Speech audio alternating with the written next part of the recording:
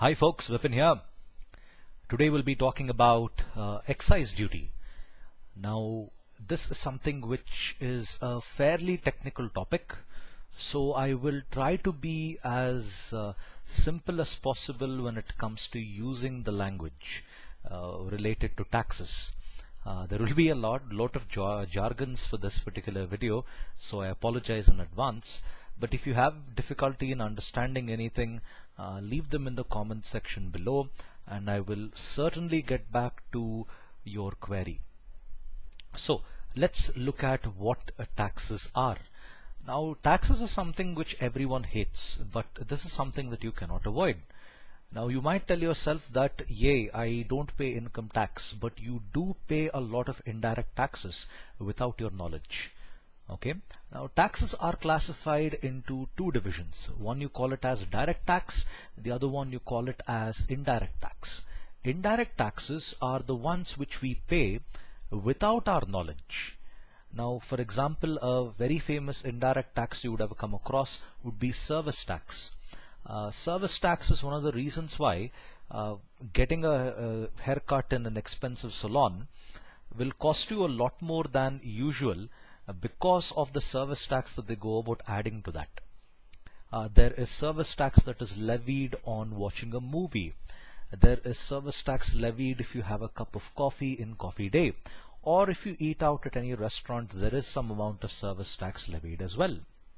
So service tax is something that we pay without our knowledge because it is considered as part of the overall bill.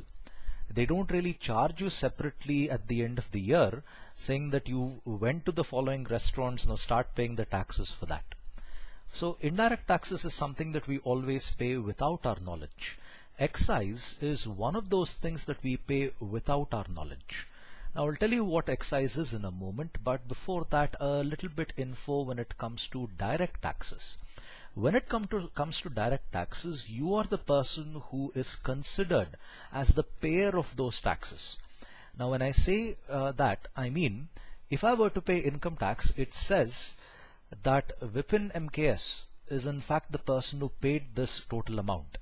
But when I say I've paid service tax and I have although in fact paid that amount from my pocket, it is coffee day, that restaurant where I've actually eaten, that is the entity that is considered to have paid that service tax.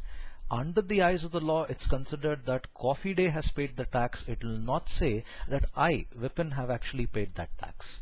That's why in one case you call it as direct tax, in the other case you call it as indirect tax. So moving on, getting to the details. Oh, sorry about that. Yeah.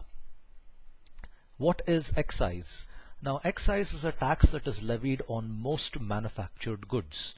Now there are some exceptions when it comes to what products are exempt from excise. I'll tell you about that in some time.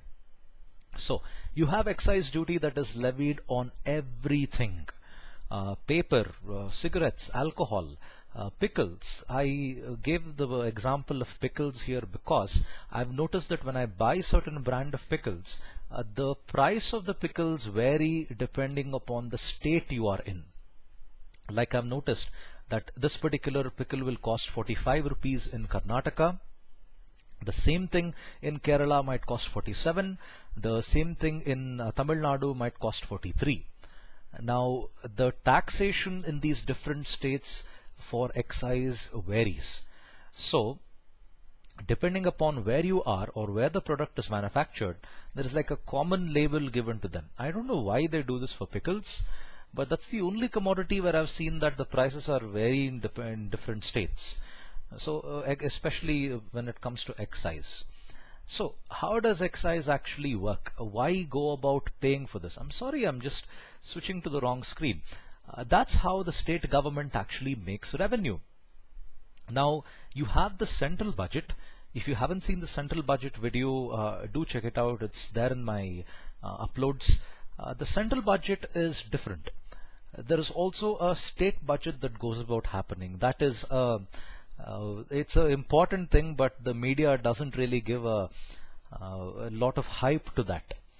But how does the state government actually make revenue? One of the major ways in which the state government makes revenue is through excise. Now, for example, let me consider this. If McDonald's were to have their registered office in Bangalore, now I'll always tell you this, I'm a Bangalorean, I will be partial to my district, I will be partial to my city. So if McDonald's were to have their registered office in Bangalore, every burger McDonald's sells, okay, every burger McDonald's sells, there is an excise duty levied on these burgers.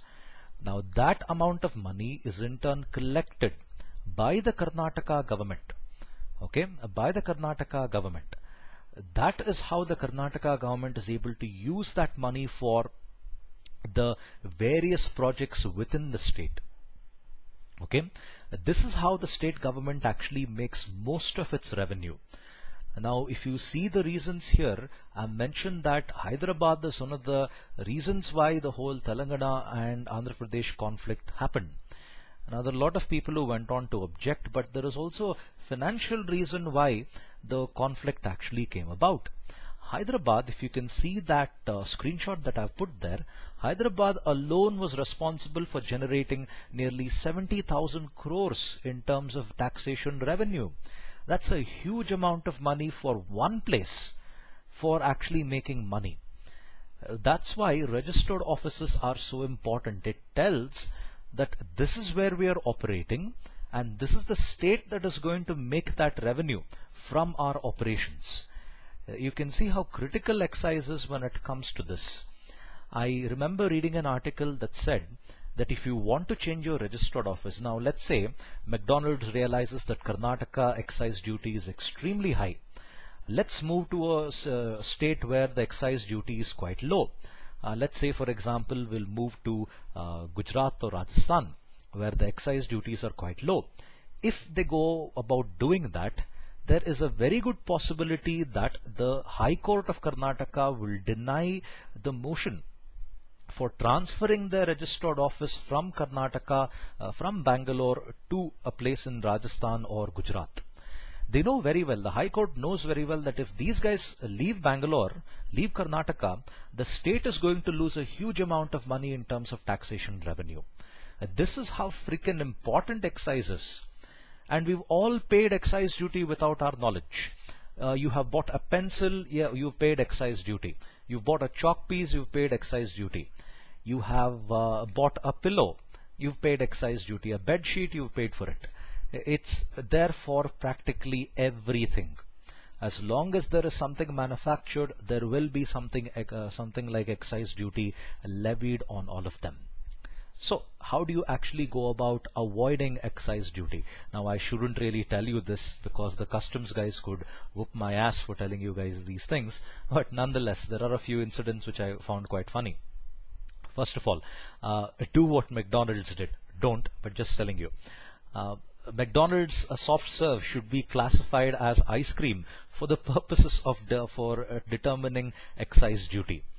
Now, you can see the excise duty actually goes about defining. There is a proper definition for different products that you come across. For example, if you want to call something as atta, there is an excise duty rule that says you can call this as atta provided it contains the following ingredients. You can't blindly call anything as atta. Believe it or not, there are definitions for all these things as well. So you can call it as ice cream if it's a frozen dessert with 8% fat content. Okay, with 8% fat content. This is what you call as ice cream, a frozen dessert with 8% fat content, milk fat content, of course. Okay, then you actually can call it as an ice cream. But soft serve in McDonald's is said to have a little over 5% in terms of milk fat.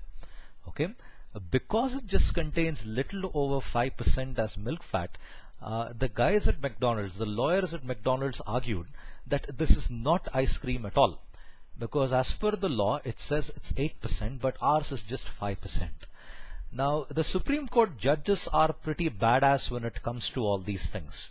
You make dumb arguments like there is a difference of 3% in our product versus the law, whatever it's defined, so therefore our product is different. They will kick your ass without any hesitation. And that is something that McDonald's had to comply with. I was pretty surprised because the Supreme Court did not have a retrospective for the case against McDonald's. For a long period of time, McDonald's hasn't been paying any excise duty tax on every soft serve that is being sold. The Maharashtra government has lost a large amount of revenue for all this. If the Supreme Court had a retrospective, they would have to check their bills and they would have to see how many soft serves they've sold and how much of excise duty they would actually have to go about paying back again. The money would run into several thousand crores. You can see how much importance is given to something like excise. And people try these little messy tricks in order to avoid paying excise duty. In fact, recently, I think Nokia was held in Chennai for not paying proper excise duty taxes. I think the case is still on. I have to Google and see what is the latest update on that. 100% exports are usually excise exempt. Now, there are some products which are 100% export, like for example, organic fruits and vegetables. Now, most of the things, if I'm a person who is selling these fruits and vegetables, processed fruits and vegetables, by the way, if I'm selling processed fruits and vegetables to a factory in, say, Belgium, okay, from India, I will not be required to pay any excise duty for the sale of these fruits and vegetables there. I will have to go about paying something like export duty.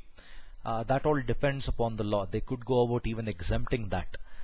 But nonetheless, a lot of products which are 100% export, meaning they are not sold, a single product is not sold in India entirely. Entirely whatever is grown, is made here is sold outside India. In that case, it's considered as excise duty exempt. And then you have certain vehicles. You would notice that there are some vehicles wherein the engine CC is a little awkward. For people like me who have OCD, we would get a little bit pissed off. Why isn't it 500 cc? Why is it 499 cc? Now they do that because taxation is levied even on the engine size as well. If you have a 1000 cc vehicle, you would never see the guys actually manufacture it to 1000 cc. They'll keep it to say 998 or 999. They know that because if you exceed that 1000 cc barrier, the amount of excise duty you need to pay is more. So that's one of the reasons why they keep it lesser than 1000 cc, 999, 998. And if you're a person who's buying a car, that 1 cc really doesn't make a difference. It really doesn't make a difference in the from a macro point of view. So we don't really care. Okay, it's not 1000 cc, it's just 999 cc. It's all right. So this is the things when it comes to excise. There is a lot you can learn about excise if you are specializing in indirect taxes. I love indirect taxes because they're extremely complicated and they're fun to learn. Just Google the various excise duty, the various indirect taxes that are there, and you'll find a lot of interesting read on that. Thank you for your time. Have a nice day. Bye. And of course, do leave a comment if you like this video. Bye.